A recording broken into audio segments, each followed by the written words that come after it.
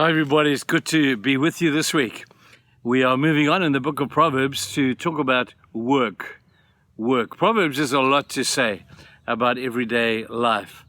Our working days are most of the days of our lives. We spend more time at work than we probably do at home with our families. But work is something we need to talk about.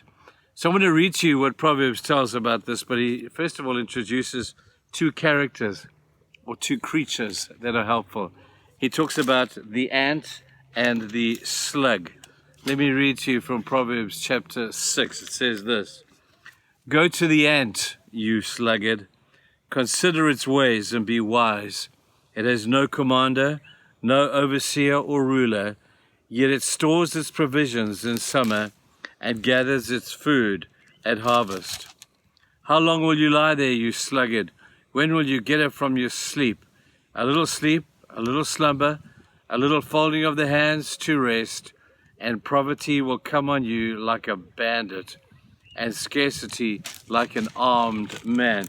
Man, what a great comparison. We see Solomon using many different comparisons.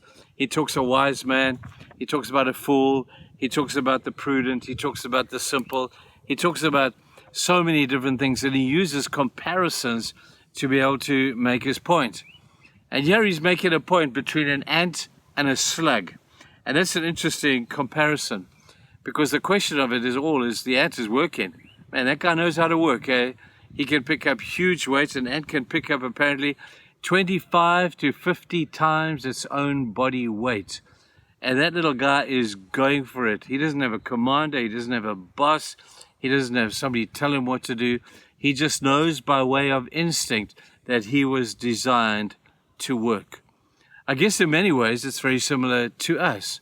We say, why should I work? And let me tell you why. Because God designed you to work. Remember back in the Garden of Eden, and amidst all that beauty and that perfection, man still had to work. He didn't just park off under the tree all day and sing Kumbaya. He was out there and he had to work. God said to Adam and Eve, "You'll look after the garden, you'll name the animals, you'll be the garden keeper for this great garden." And he put Adam to work. Even though there were no problems in the garden, there was no weeds, there was no nothing like that, he was in charge of the garden, and God made him to work. See, man is designed, people, to work.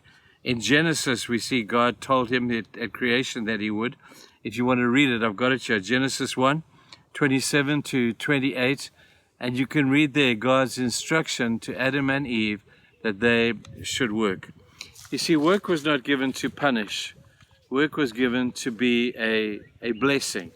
And it is indeed, if you look at it with the right intention and with the right motive, work can be just that. Work was designed to be a blessing. It also is essential for your own well-being. I just think of people when I left a company in Joburg, a guy used to come around every year and he would talk about retirement, and he would warn retirees who all they wanted to do was get out of the job. They didn't like their boss. They were sick and tired of working for the wage that they got, and they couldn't wait to go down to the coast and find a cottage and fish all day. And he said, "I'm warning you against that." And his suggestion was to keep on working. He says, most of you are fit and able, and you've got strength in your bones. You've got great experience that you can use and share with other people. Just don't get conned into thinking that work is a bad thing. Work, people, is a great blessing if you have the right motive for which to work. Now, when we think of work, it didn't always seem like a blessing, does it? I think of kids when you had to do chores. You had to take out the garbage. That was a chore. I had to feed the dogs. I would have to cut up the meat, and we had about 10 dogs, and I would have to feed the dogs. That was my duty. And then I became a teenager, and the work began earlier. I had to make my bed in the morning. Can you believe that, kids? I had to make my bed every morning, and even now, I still make my bed in the morning. And I can't go to work unless I know that my bed has been made. "Trevor, will you cut the lawn?" would my parents say to me. It was part of being part of a family that we had work to do. When I left school, I had to find a boss, and I didn't like him. He was a sergeant in the army, and he was some hairy back guy who gave me a hard time, and I didn't like this guy at all, but I worked, and I worked very hard. If you look and study the life of Joseph, who's a great hero of ours, isn't he? We refer to him often. You'll see how wherever he went, he worked, and the difference between his work and other people's work, doing the same job as he, was that he enjoyed it because he had a purpose. That's crazy. Purpose being a slave. And Joseph said, I'm going to be the best slave that you could ever have. Then he became a steward to Potiphar. He said, I'm going to be the best steward. He became a prisoner. He said, I'm going to be the best prisoner that this prisoner has ever had. And he put himself to work because he knew that work was good for him. Now I know, and I'm not condoning poor bossmanship, having bosses that don't care for you very much, having bosses who abuse you maybe in the sense that they make you do things way beyond your expertise or maybe within your expertise but never reward you for that.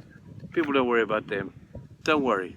Just work as hard as you can, as honestly as you can, and watch what God will do with your good attitude at work. He won't be there forever. He may have something better in store for you.